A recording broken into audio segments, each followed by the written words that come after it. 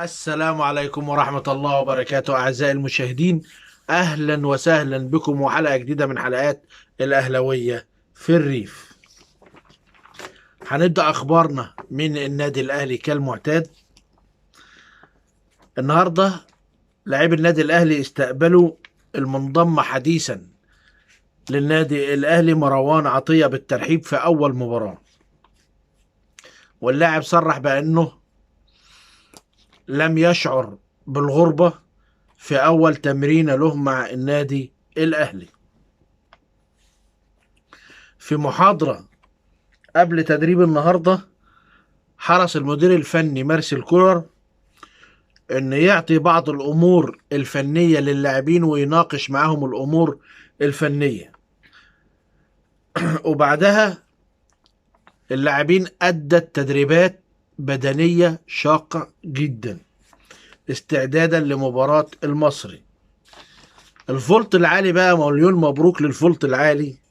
الفولت العالي تم توصيله، وإن شاء الله بداية من الساعة 12 بالليل النهاردة هو موجود مع النادي الأهلي، ومتاح ان النادي الاهلي يشركوا في المباراة قدام النادي المصري.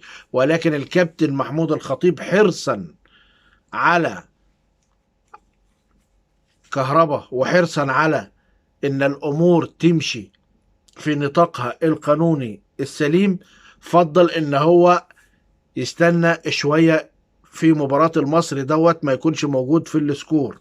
ولكن كهربا خلاص بقى متاح في النادي الاهلي بعد رفع الايقاف عنه ووجود خطاب في النادي الاهلي بالكلام ده، رغم تدليس اتحاد الكورة ومحاولته اخفاء الخطاب، الا ان النادي الاهلي قدر يوصل للخطاب وقدر يجيب الخطاب، ووصل النادي الاهلي الخطاب من الفيفا بيقول ان هو اللاعب اترفع عنه الايقاف وانه متاح للمشاركة حاليا في المباريات القادمة ان شاء الله. وهيبقى مفاجأة النادي الاهلي قدام نادي الزمالك ان شاء الله باذنك انت يا رب.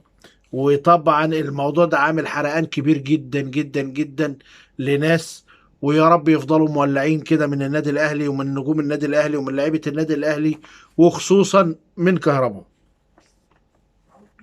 الاهلي ارسل انذار لشركه بريزنتيشن انه يلغي العقد المبرم ما بينهم وما بين بعض، واللي خاص بإذاعة المباريات، واللي خاص بالتعاقدات اللي موجودة ما بينهم وما بين بعض. ليه؟ لأن مديونات الشركة وصلت للنادي الأهلي لأكتر من 150 مليون جنيه في 4 أقساط، 4 شهور متأخرين فيهم ما دفعوهاش. فالنادي الأهلي بعت لهم إنذار إن هيلغي التعاقد معاهم. وبداية تنفيذ كلام النادي الأهلي هي مباراة النادي المصري اللي هيرفض إذاعتها إلا إذا كانت الشركة لها رأي آخر، وهتحاول إن هي تساوي موضوع المديونات ديت مع النادي الأهلي. وسبحان الله يا أخي، يتأخروا في دفع مستحقات النادي الأهلي، ولحد الزمالك يدوا الزمالك سنة مقدمة. يعني الزمالك واخدة حاجة فلوسها مقدم، سنة مقدم. النادي الأهلي بيتعبوه عشان ياخد حقه.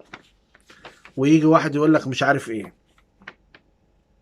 يجي واحد يقول لك النادي الاهلي مدلل. مدلل ايه بس؟ حسام حسن بقى لاعب النادي الاهلي واللي يعير لسموحه، اثبت بالدليل القاطع وفعليا وعمليا ان فانيلة النادي الاهلي تقيله قوي، تقيله قوي على اي لعيب يجي النادي الاهلي. ومش اي لعيب، مش اي لعيب يقدر يلبس فانيلة النادي الاهلي ويبدع ويأدي بالشكل المطلوب منه. حسام حسن قعد سنة ونص في النادي الأهلي لم يحرز إلا هدف واحد، ما حطش غير جون واحد بس. حسام حسن راح سموحة في أول لقاء له النهاردة يجيب هدف لنادي سموحة، وجايبه بهده هدف، ولا أحلى ولا أروع من كده. فالدليل على كده ان فانيلة النادي الاهلي تقيلة جدا. لعيبة النادي الاهلي واللي بيلعب في النادي الاهلي، النادي الجماهيري الاول في القارة الافريقية، ده عايز لعيبة بمواصفات معينة، لعيبة ب ب ب بنوع من يعني ايه، عندهم شخصية، قوة شخصية، عندهم اتزان في كل حاجة، الضغوط ما بتأثرش فيه. عشان كده لعيبة النادي الأهلي بتكون لعيبة بمواصفات وقدرات خاصة جدا. نادي الزمالك بقى، يعني أنا مش عارف، دايما نادي الزمالك ده تبص تلاقي كده القصص والحواديت والحوارات وحاجات غريبة جدا تسمعها عن نادي الزمالك. يعني امبارح في التلفزيون وفي برنامج رياضي طلع محمد ريعو اللي هو لاعب الاتحاد السابق.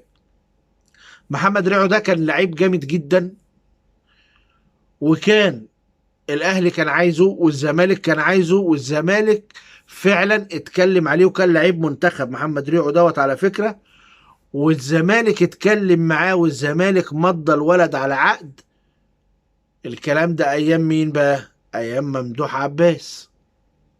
ايام ممدوح عباس الولد كان فرحان ان هو رايح نادي الزمالك، ولكن بيقول انا اتصدمت لما عرفت ان في لعيب في نادي الزمالك لسه بيلعب لغايه دلوقتي، وذكر اسمه طبعا للاسف، الاسطوره الوهميه بتاعهم شيكابالا. قال له عشان تيجي وعشان عقدك يتفعل وتلعب في نادي الزمالك لازم تدفع لي 50,000 جنيه. تخيلوا، لازم تدفع لي 50,000 جنيه. شيكابالا كان بيفرض اتاوة على اللعيبة اللي بتيجي نادي الزمالك.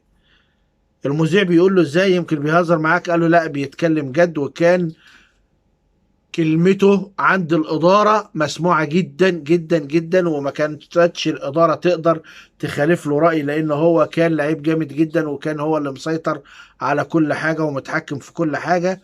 وبالفعل ما لقيت العقد بتاعي مش اتنفذ وما لعبتش بسبب شيكابالا.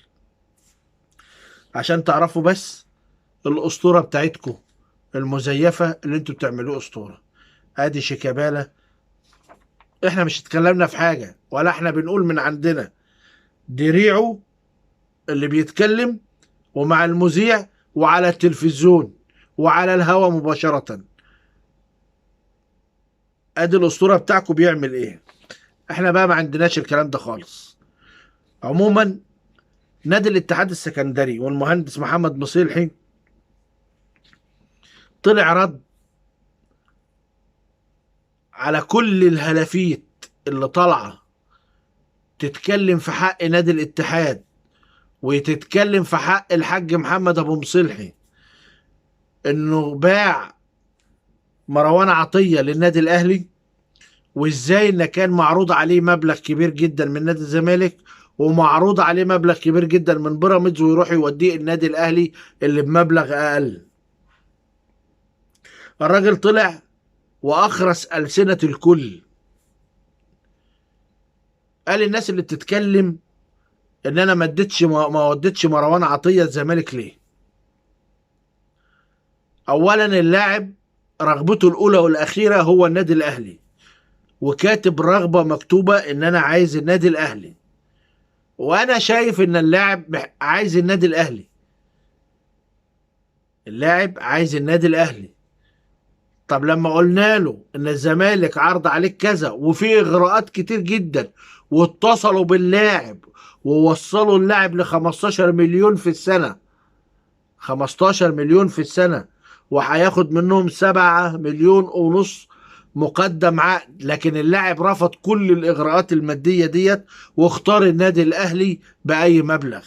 فأنا ما أقدرش أقف قدام مستقبل ولد صغير زي ده، أو ولد لسه أضيع مستقبله ليه.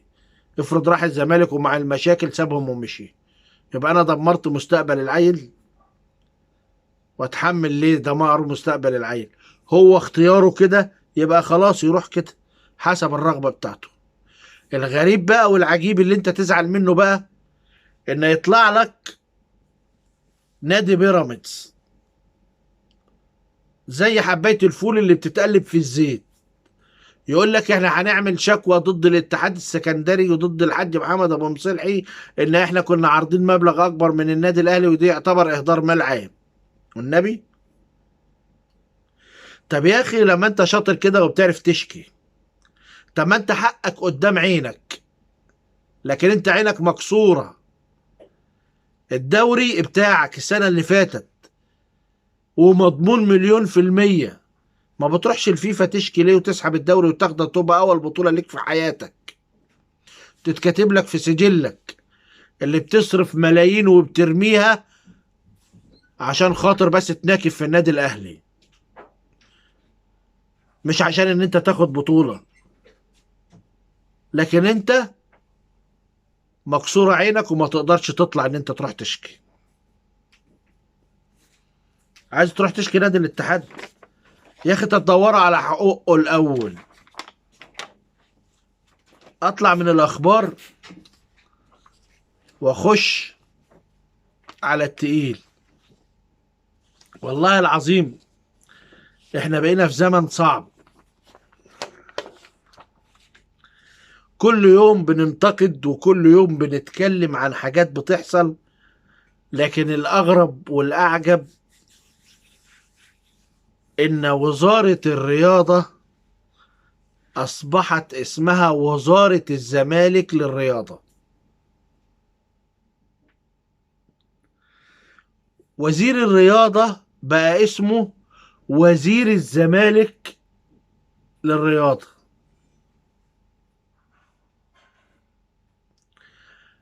الناس دي شغالة مع النادي الأهلي نظام كيد زي كده النساء.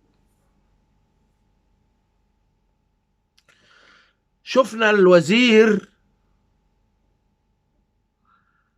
قبل كده الأمور سخنة جدا في مصر كلها، ومرتضى منصور طلع على الشاشات بوصلات ردح، وصلات ألفاظ إباحية بتخش البيوت، والناس كلها نفسيتها زي الزفت منه، والناس تعبانة منه وقرفانة منه. وشفنا الوزير بيروح يكرم مرتضى منصور في احتفالية المسا المأجورة على أساس إنه أحسن رئيس نادي في مصر، بأمارة إيه إحنا مش عارفين. وعدت دي وقلنا خلاص كانت سقطة من الوزير وخلصت. قبليها وزير في حكومة لبلد المفروض ان هو وزير لكل الأندية، وزير على رؤساء كل الأندية، المفروض ان هو وزير للرياضة كلها في مصر. لا، اختصر الرياضة كلها في نادي الزمالك، واختصر رؤساء الأندية كلهم في مرتضى منصور.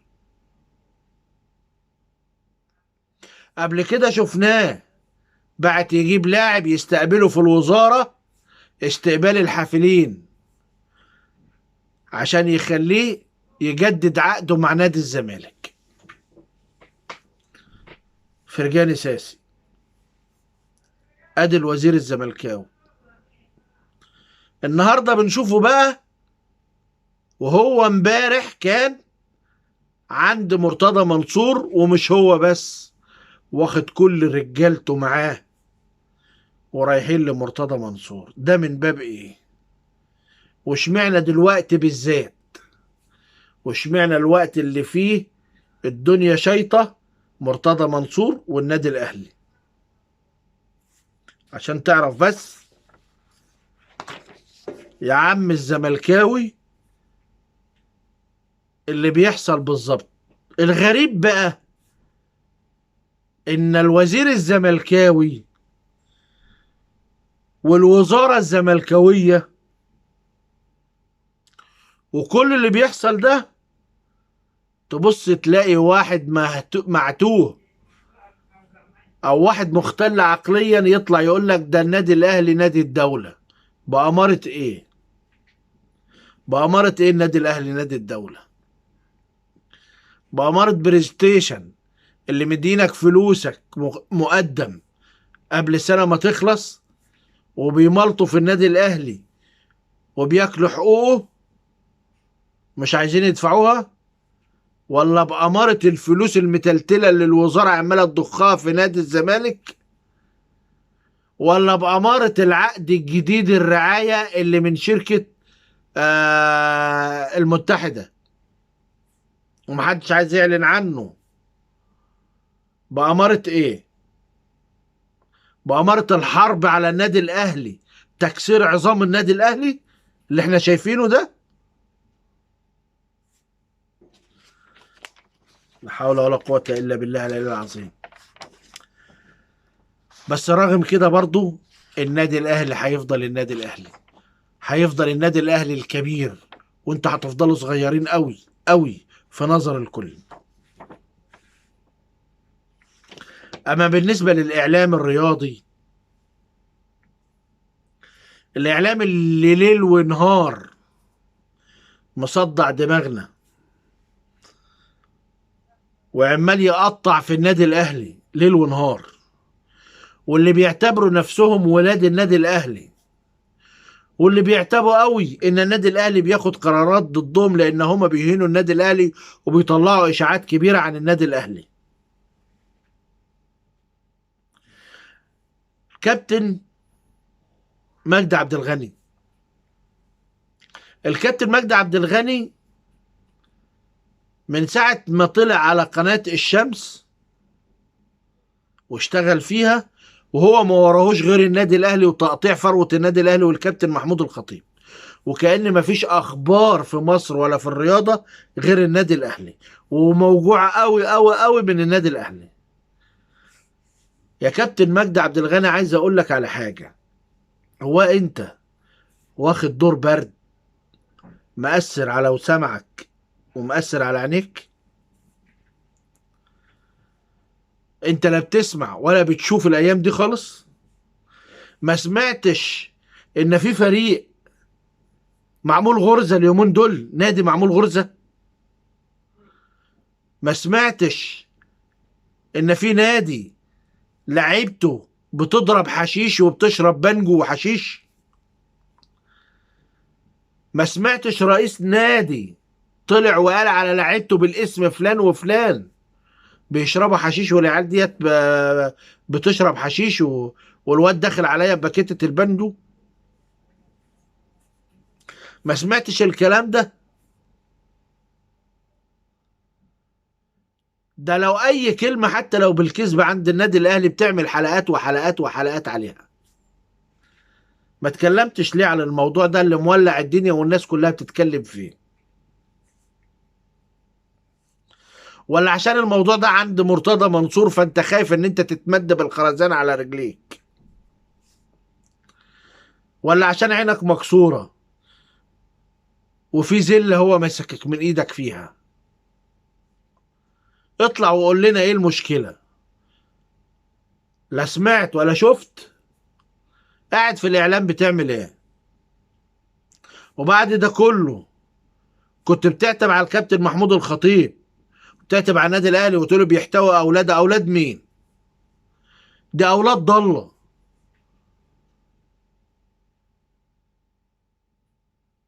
وعايز حب جماهير النادي الاهلي؟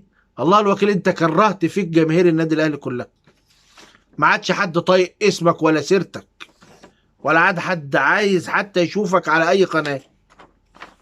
للأسف الشديد يا كابتن مجدي تاريخك كله راح مع النادي الاهلي، رصيدك كله في قلوب الاهلاويه كله راح خلاص، ما عادش لك اي رصيد خالص. اتقوا الله في نفسكم، الامور مش هتستمر كده، وهترجعوا تبكوا وتعيطوا وتولولوا وتطلبوا السماح.